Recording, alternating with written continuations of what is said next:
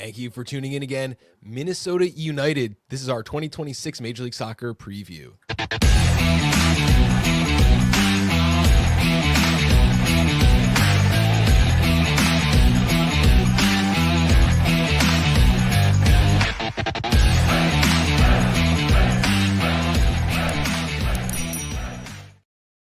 I'm Bob, host of the Designated Pundits, and by now you should know what we're doing. We're bringing on experts to preview each and every Major League Soccer team ahead of the 2026 MLS season. I'm here today with Dan from the Loony podcast to talk Minnesota United.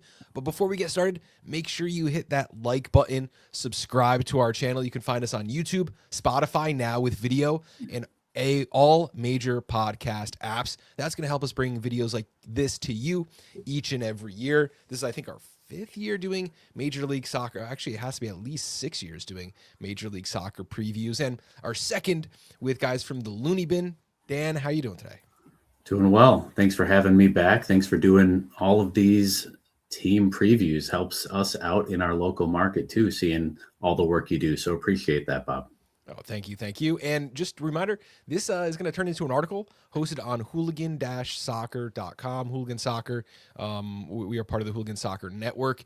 And, I'm going to write up a brief summary, put this video on there with all the links and everything right like that for you. So make sure you head over and check that out sometime soon.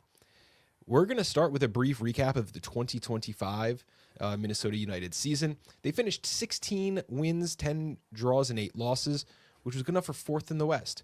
They lost the U.S. Open Cup semifinal to Austin FC. That was a bit of a surprise, probably one of the biggest upsets of that tournament. And they were eliminated by San Diego in the semi-conference finals. We're going to talk about goals and specifics, but let's just get a brief overview. What did you think of the 2025 season? Yeah, I think 2025 was Coach Ramsey's second year at the helm, and I think it was typified by a very unique style that I think has impacted world soccer in some ways. The possession, the low focus on possession for Minnesota United, I think was the thing that typified the 2025 experience, finding ways to win games without the ball. And all of that really was punctuated by really the ascendance of Tani Oluwaseyi, who ended up making a move this summer to La Liga and Villarreal. But the other things that just overscored the 2025 season was just a bunker and defend counter-attacking style that worked really, really well for this team, but really showed itself through the ability to get a lot of points on the road, but really a team that did not win at home to the level that they would like. Actually, for the second year in a row, earning more points on the road than they did at home. Absolutely. If you count in those playoff games, you actually had an exact 8-6-5, 8 wins, 6 draws, 5 losses, both at home and away when the playoffs were finished out and all was said and done. Let's take a look at how you guys finished in the standings. You finished 4th place, and you did that by scoring 56 goals, which was 6th in the West, just about average, and 39 goals against, 2nd in the West. That was really the strength of the team. Plus 17 goal differential. That reflects the 4th place standings. That was 4th in the Western Conference. Moving on just a little bit, you had lots of midseason moves. You already mentioned Tani Oluwaseyi leaving. Mamadou Ding was brought in. And you took more deep free kicks and long throws than any pro team in the top 13 leagues. I don't know if you knew that stat, but that is a good one for you. Interesting year for Minnesota United. Yeah, I think, before we hit record, we were talking just for the neutral. Minnesota United isn't necessarily must-watch soccer. It was a really unique style, right? Every time the ball went out of bounds within the final third, it was Michael Boxall making his way over to huck that ball into the box. Recycled set pieces, set piece goals. They led the league in set piece goals last year. Middle third, Dane St. Clair was moving up. Our big guys, our bigs were moving up into the box, and they were trying to create chaos. And so much so that Coach Ramsey, during a post-game celebration, called the team Set Piece FC. And so that was one thing that typified this team. It was defense, set piece, counterattacks. But yeah, some moving parts as well during the summer. I think the wind was out of the sails of Minnesota United once Tani Oluwaseyi was sold, and Kelvin Yeboah really wasn't healthy and fit enough to lead the line for Minnesota United. Big question is going to be, where are the goals going to come from in 2026, and whether Kelvin Yeboah is the guy to lead the line. Absolutely. Let's take a look at how the goals were scored last season. You had Oluwaseyi with 10 goals, 7 assists. Kelvin Yeboah with 9 goals. Anthony Markanich, 9 goals and 1 assist. You had Joaquin Pereira, 6 goals, 8 assists. You had Robin Lod, who's on his way out. Nicholas Romero, 5 assists. And Nectarius Triantis with 2 goals and 2 assists. You sold your highest scoring player and didn't quite back it up like you needed to. Kelvin Yeboah, obviously a little bit of a disappointment. He did have over 2,000 minutes, only 9 goals. That would be like 12 or 13 over the course of, a 30-game season. So you had some positives, some negatives on the goal sheet there. Yeah, I mean, Anthony Markanich is, I think, one of the big ones that stands out. Really a left wing back, getting really all of those goals from set piece. I think -1 that came during the Open Cup from the run of play. I think everyone is concerned, that kind of production for this team out of a left wing back isn't necessarily something you can expect going forward.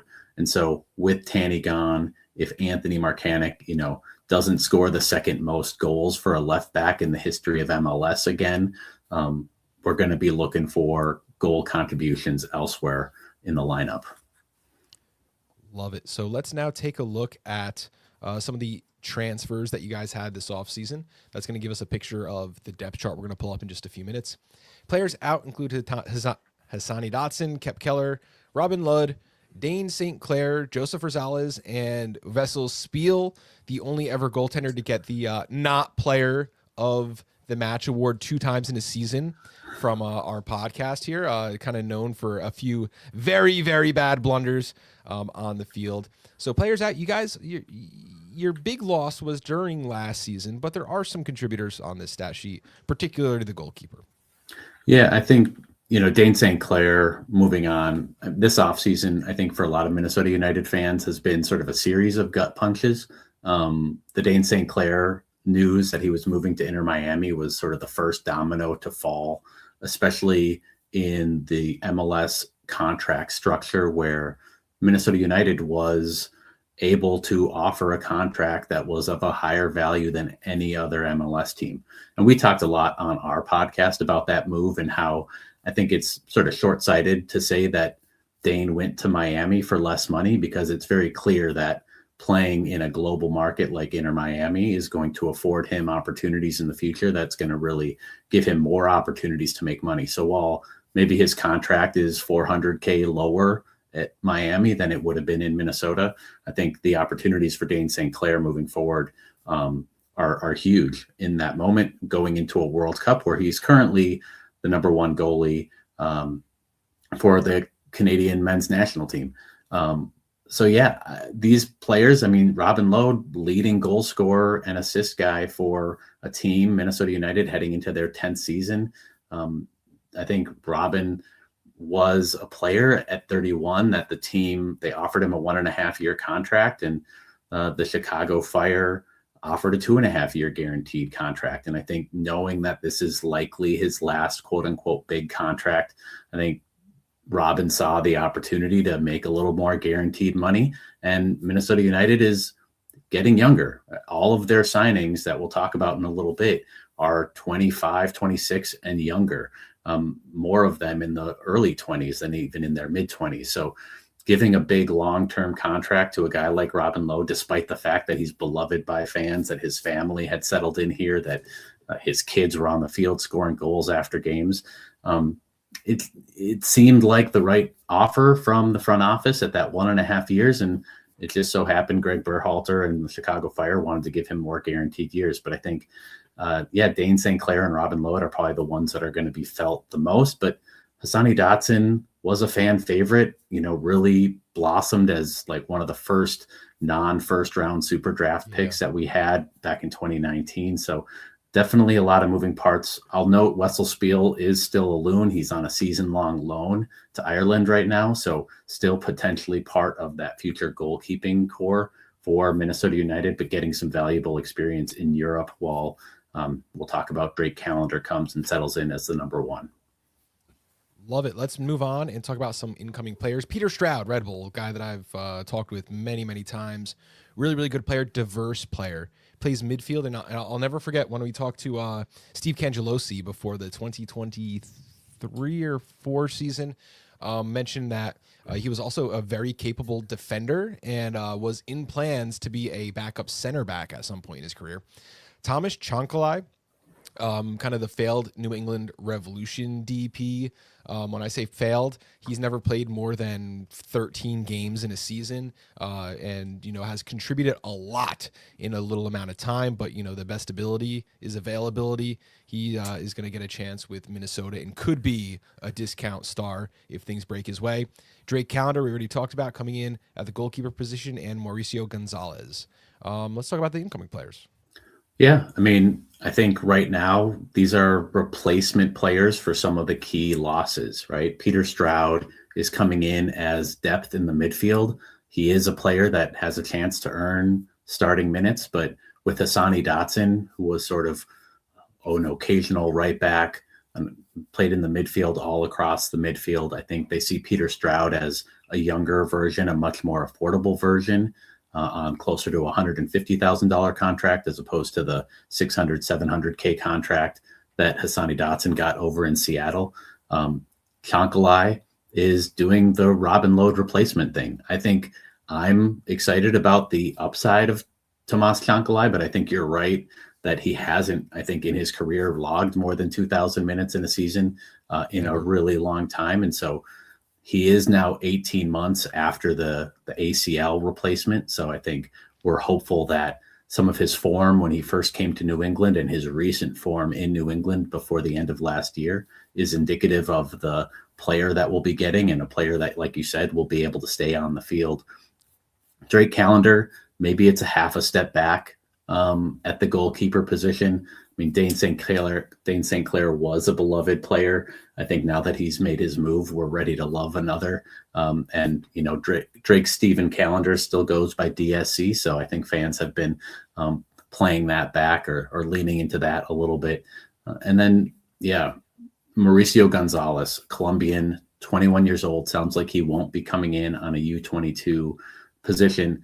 I mean, this is a market opportunity, as Khaled El Ahmad likes to call it. He is brought in on a really low number and signed him for 4.5 years. So this is the kind of guy that, maybe he goes on loan to the second team for this year because we have international roster spot issues. Maybe he goes on loan to a USL championship team. It's hard for me to see Mauricio Gonzalez getting tons and tons of minutes with this team as it's set up, but I would love to be surprised. Foxy in the chat saying Mauricio Gonzalez is a good pickup. Breakout season last year with Tolima, just needs a bit more consistency to his game, but a good value for the money. Yeah, I would kind of agree, but to me, he's the backup depth on the left wing. Like Chancalay, you can't depend on. So I would be shocked if Mauricio Gonzalez didn't get some playing time at some point this season. Of course, there are other players who can slot in there as well, and we're going to talk about the depth chart in just a second, but good to see that other people are valuing Mauricio Gonzalez there too.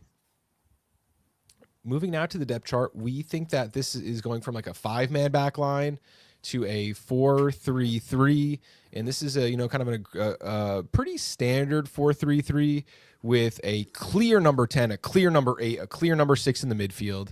You have a full 2 center backs and some full backs, and up top you have a left and right winger, and on the top, the man Kelvin Yeboah. He's, got to step up, score some goals this season. Mamadou Dieng behind him, Darius Randall on the depth chart there somewhere. Can we start from the layers and go backwards? Let's start at the top with the striker and the 2 wingers. What do we expect from them this season?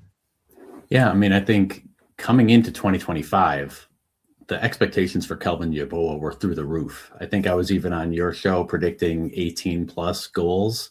And I think clearly what we saw in 2025 was not the production that Minnesota United was looking for. So I think it's a question, the big question mark for this team, especially since they haven't brought in any experienced striker to play with him or to challenge him for minutes, is what version of Kelvin Yeboah are we going to see on the field in 26? And then this team under Coach Ramsey did not play with wingers. They relied on the wing backs, Bongi Hlongwane playing as a right wing back, Marcanic and Joseph Rosales playing as left wing backs, and getting width with those players. So under new coach Cam Knowles, I think the big question mark is, what does this, like, is this correct? First of all, are we going to play a 4-3-3? We have been signing sort of true wingers to play in behind, and the opportunity to move Bongi back to a true winger position, I think folks behind the scenes at Minnesota United, I think, see that as getting his goal scoring back. I think he was our leading goal scorer in 2024. So we had lost some of his offensive impact when he came back to that right wing back position. I think he surprised a lot of us with his defensive chops, but across the front line, I think probably more question marks than answers all the way around. And I think, again, we sort of focus in on, like, where are the goals going to come from? And is this enough depth, especially if Kelvin Yeboah doesn't perform? Who is going to be there to replace him? I think the team is targeting more strikers, but that no one has been announced as of now. Yeah, and we've seen Bongi slot in there as needed as well, but then you have a hole on the right wing. So I'm not really sure how much that's going to be helping out. Let's look at the midfield. I said it was going to be a traditional 10-8-6. You have Joaquin Pereira and Carlos Harvey as the attacking midfielders. Nectarius Triantis and Peter Stroud as, like, kind of the box-to-box players. Stroud, again, could fit a lot of positions on this team, I think. And Will Trapp and Owen Jean at the 6. Let's talk about this midfield and how they play together. Yeah, and I think the player who's not listed here is a Dominic Fitz, international signing last summer, who's a TAM player brought in from Austria. I think the question marks, I think, here in the midfield have more to do with how long we're going to have certain players, I think, than how they'll perform. Joaquin Pereira, I think, had a really, really successful first 2/3 of the season in the midfield, playing in a slightly more attacking role. Triantis came in during the summer and was one of those players who needed no time to settle in. Really, really, I think folks are so excited about what he can bring to the table, but then there's the caution of, well, how long will we have him if he performs well? Owen Jen, I think, is a player that I'd like to see get more minutes, especially as Will Trapp, who is a leader on the field, sort of ages, potentially to a position where he needs to play less minutes.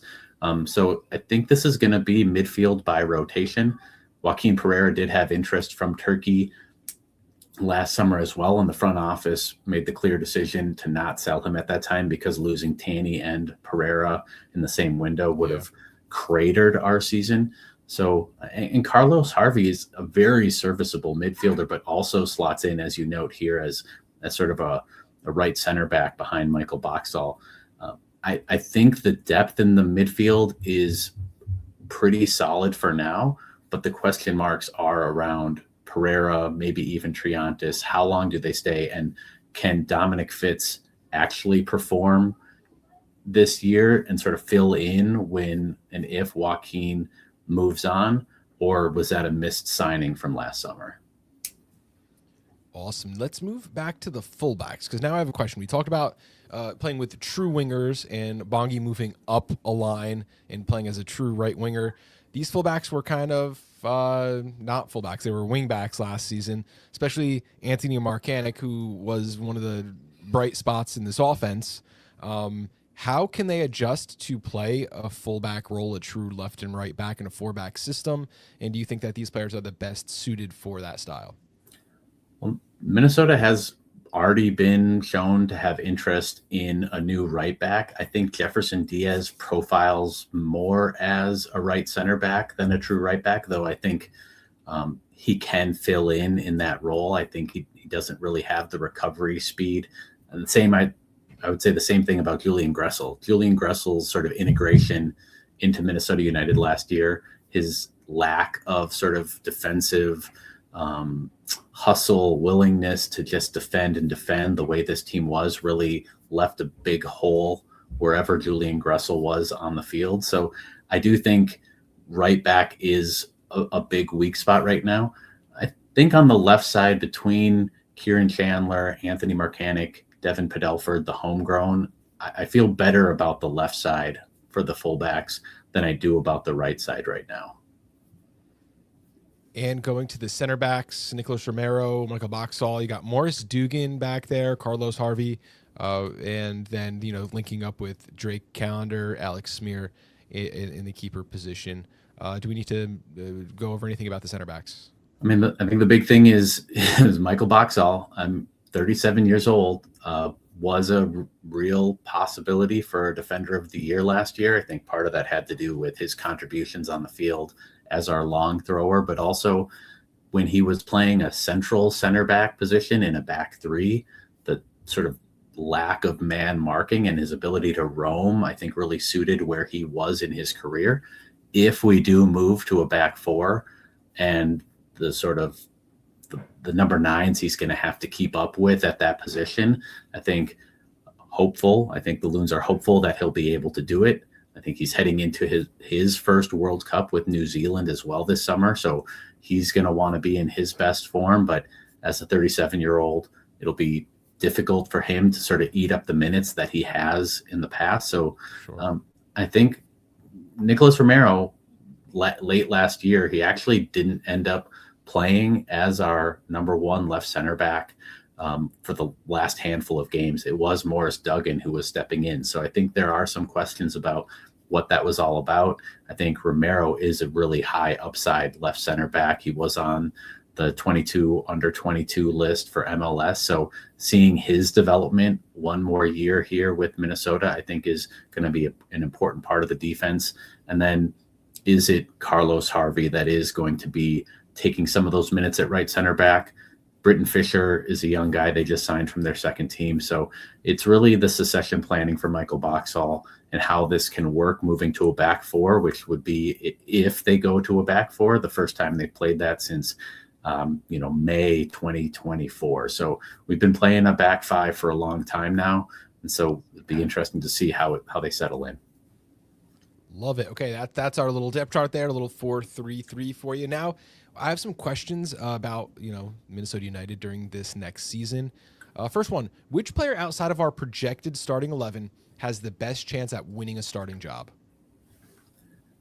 I do think Peter Stroud, your guy from New York Red Bulls, has a shout for that position. I think it is curious to see whether Will Trapp is a game in, game out starter again this year. I think we've been waiting for someone to win a position over Will Trapp for a few years now, and it just hasn't happened. And to Will Trapp's, to his benefit, he has played some of his best years under Coach Ramsey these last 2 years. So I think I'd look at Peter Stroud there in the midfield, and I'd also look at Dominic Fitz. Probably, $3 million signing, which for Minnesota United is splashing cash for us. We don't spend that kind of money on transfer fees. If that's a full swing and a miss, I think that would be really unfortunate. I think we're hopeful that he can adjust to the physicality of the league, the travel of the league, and really push Pereira in sort of that attacking midfield role. So I'd look at those two positions where there could be some real competition. Now, what are some realistic expectations for the team? Because you guys finished fourth place, but I didn't feel the vibes. I didn't feel like there was any excitement coming into this episode about, the transfers, about the team build. But what are we going to have? I don't know. Coming into last year, I think I spoke about Minnesota United as a really high floor team, a team that I think was going to be solidly in the playoffs.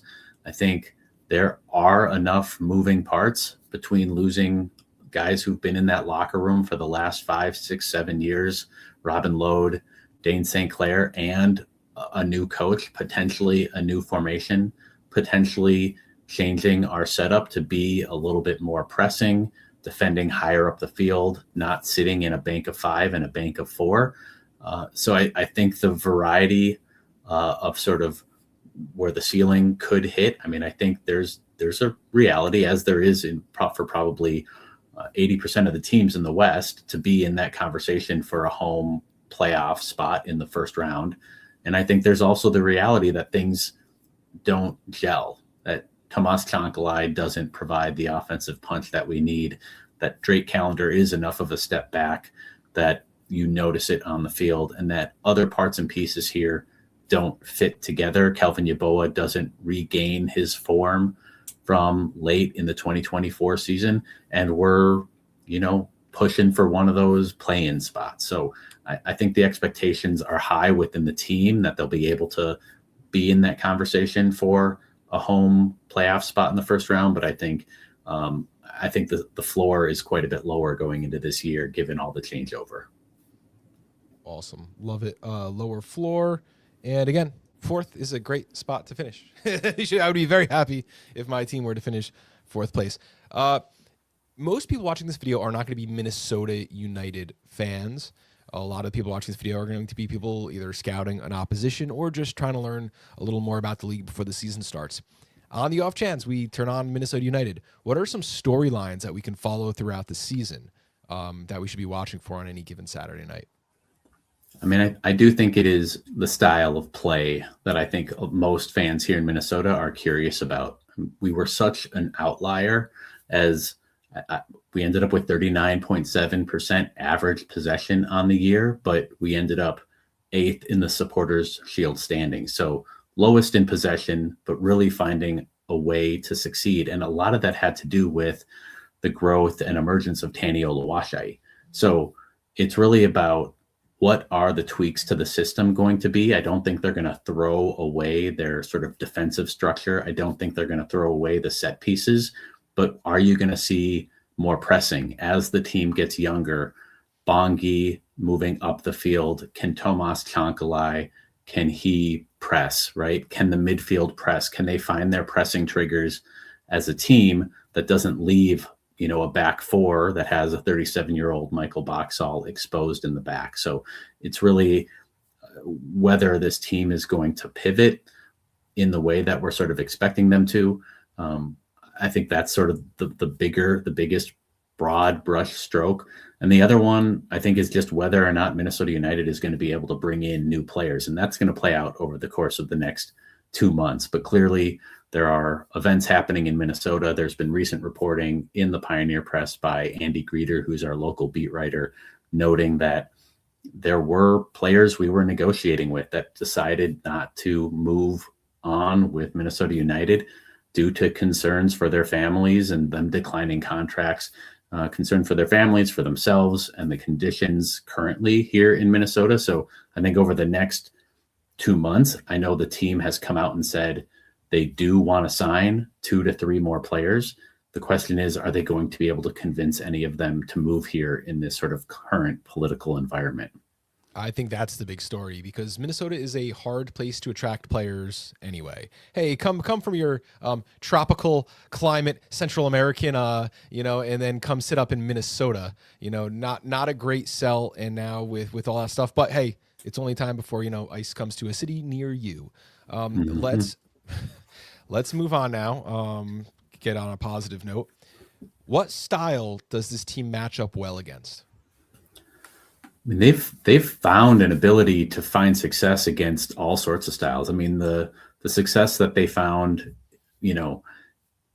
against Seattle in the playoffs, to a lesser extent against San Diego in the playoffs, against San Diego when we played there late in the year, a lot of it relied on the goalkeeper at the time, Dane St. Clair, keeping them in games, because we were creating our XG from moments in the game, right? We did not win the field tilt with any of these games. So teams that like to possess, that really didn't bother us. And teams that didn't like to possess, sometimes that was actually the challenge. So when we go up against teams that are comfortable with the ball, even though it looks like they have the ball for 60-65% of the game, sometimes it's sort of we have them right where we want them. However, I will say that was really, again, with the home run hitting of Tani Oluwaseyi and that speed to press in behind. So I think this new setup's going to have its own set of challenges. It's hard to know, but we actually end up struggling more against teams like Austin. You mentioned the US Open Cup game. They didn't really want to have the ball. We had a hard time being the protagonist at home last year. So I think that's probably getting into your sort of second question. We really need to figure out how we can improve our home form, how we can be the protagonist, how we can open up a defense with the ball. Under Coach Ramsey for 2 years, we really almost never saw it, right? We scored counterattacking goals and set piece goals, and very few open run of play goals that looked like sort of the cohesive team knew exactly what they were doing. Yeah, so we have in the chat, it'll be a tough season with roster turnover, losing key players, and coaching changes. Yeah, if I have to give one team you're going to match up well or poorly against, it's teams who've had a system in place and have run it for multiple seasons. You know, those more experienced teams. There's going to be some growing pains here. That's to be expected. These are, however, professional athletes. They've played around the field. So, for me, it's going to be that synergy, getting that kicked off to the start. And, while we don't really kind of know what the tactical strengths or weaknesses are going to be, we do know teams that have played the same style, the same way for a long time may get out of the gate early against Minnesota, right? Yeah, I'd agree with that. I think there's a little bit of a caveat because they did show against a Seattle team, and this same Seattle team that's returning 95% of their minutes in 2026, an ability to at least withstand some of those teams and to find ways to get results. We won the season series against Seattle, and we took them out in the playoffs, something that we hadn't done in our history. We hadn't taken any points at all in Seattle in 9 seasons until last year. So I think while you're right, I think those teams, those cohesive sort of offensive teams, the Vancouver, San Diego, Seattle's, everyone struggles up against them. Sure. I think when we were at our best, we had a counterpunch. I don't know what this year's counterpunch is going to be. We don't currently have someone on the roster that looks like they're going to be that counter-attacking threat game in and game out the way Tanny was, but maybe as a system, maybe as they push further up the field, as they press, they're going to find their offense from new places. Great. And it is worth noting that you did beat Seattle at home and away during the regular season. You beat Seattle in the series, but did not beat them in a single game in that series. It was a 3-3 draw and a 0-0 draw and a 4-2 loss. So you lost 1, drew 2, and then 1 on was the final penalties yes. in those 2 matches. So, hey, set pieces, right? It counts. Yeah, challenge for the history writers to figure out that one. Let's move on. What player do you think improves the most in 2026? I'd love to see Owen Jen, the young Frenchman, be the one who steps up. I do sort of love his game as a true number 6, though we haven't really seen it consistently, nor has he gotten the consistent minutes this year. I think if Owen Jen and Dominic Fitz can be those players that show us real improvement, I think we can be back in that top 4 in the West. Those are the players that I'm looking for the most improvement. And then, Kelvin Yeboah, right? Like, I guess if I'm picking a player that I'd love to have a return of form, I think Kelvin Yeboah has shown us in flashes that he can be one of the best number 9s in the league. I'm hopeful that most of 2025 was due to sort of nagging injuries, and he never got fully healthy because he seemed to step slower. I think if Kelvin Yeboah can improve, get back to sort of the end of the 2024 season, I think we could paper over a lot of the holes in this lineup. Absolutely. For me, I would also throw Thomas Chankalai's name in the mix. He's been incredible in short bursts. If he can become available, then he could be, an absolute star on this team. Foxy says, Dominic Fitz for most improved and Will Trapp to regress. Can see him struggling. He knows what the next question is. What player regresses the most in 2026? And that could be due to age or injury availability or just losing their starting spot, just not getting the minutes. And it's got to be between Boxhall and Will Trapp, right? Yeah, I mean, I think those guys, from an age perspective, you're likely to see a step back. I don't think the team can expect 9 goals from Anthony Marcanic going into this year, though. I think if he scores a few set piece goals and still contributes defensively as a solid defender, that doesn't necessarily mean a step back, even if his goal contributions numbers are moving in the opposite direction. But I think, yeah, you're right. I think Jefferson Diaz is a player who's been sort of a middling defender for us, where you can't tell if he's sort of going to move into a real consistent starter, lockdown right center back, right back, or whether or not he's basically already peaked as now a 25-year-old. So I think there's a question mark there. But Sure. yeah, Will Trapp, he just puts in the work. He puts in the work. He covers the ground. Under Coach Ramsey, the team asked him to do a lot less, and we saw less errors. In the Adrian Heath era, Will Trapp would be turning the ball over and leading to attacking possessions for the opponents without guys behind the ball on the regular. Will Trapp has eliminated those. So if he can just sort of keep it simple, I like to see Will Trapp still get some minutes. But Michael Boxall, going into that World Cup year I just mentioned, it's like, how long can he keep it up, especially in a situation now where we potentially are moving to a back four? Love it. We've got a lot of information here. Minnesota United is going to be a little easier to handicap, hopefully, this season. And, while you guys were equally, I said equal schedule, home and away, 8 wins, 6 draws, 5 losses, both home and away. Makes it incredibly hard, incredibly difficult to handicap. It seemed like every time we picked them to win or to score or to not score or to keep a total, it was all over the place. Hopefully we can get some consistency, and hopefully for you guys can find a system that works for you. Thank you so much, Dan. Let us know one more time where we can find your work. Yeah, you can find the Loony Bin podcast everywhere you listen to podcasts. You can find us on Blue Sky at the Loony Bin podcast. And yeah, appreciate you having us on, Bob, and for all the work you do. And, go Loons. Awesome. Thank you guys so much. Make sure you check out all 30 Major League Soccer team previews over the next month. Heading up to, I guess that's the 3rd week of February, MLS kickoff is right around the corner. You'll catch all the details right here on the Designated Pundits.